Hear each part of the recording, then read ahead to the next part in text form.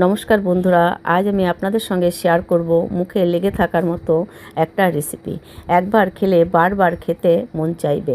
চলো এবার রেসিপিটি বানাতে চলে যাই। রেসিপিটি বানাতে আমি নিয়েছি 1 বাটি দই, 200 গ্রাম ময়দা, হাফ বাটি দুধ, 2 চামচ চিনি, 2 চামচ সাদা তেল, স্বাদ মতো লবণ।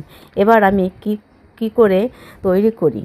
প্রথমে একটা বড় বাটি নিয়েছি, দই চিনি দিয়ে ভালো করে মেখে তার মধ্যে দুধ দিয়ে লবণ তেল দিয়ে আবারও মিশিয়ে অল্প অল্প করে ময়দা দিয়ে একটা নরম ডো বানিয়ে হাতে সামান্য তেল মেখে 10 থেকে 15 মিনিট ঢাকা দিয়ে রেস্টে রাখবো। তারপর আর একটা বাটিতে 3 চামচ ময়দা, 2 চামচ তেল দিয়ে মিশিয়ে নেব।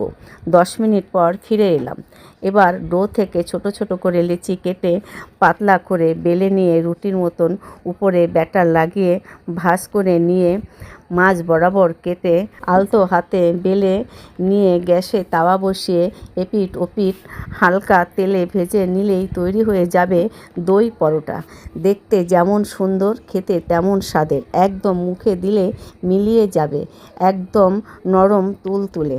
আমার এই দই পরোটা রেসিপিটি আপনাদের কেমন লাগলো অবশ্যই কমেন্ট করে জানাবেন। ভালো লাগলে লাইক, কমেন্ট, শেয়ার করে পাশে থাকবেন। ধন্যবাদ।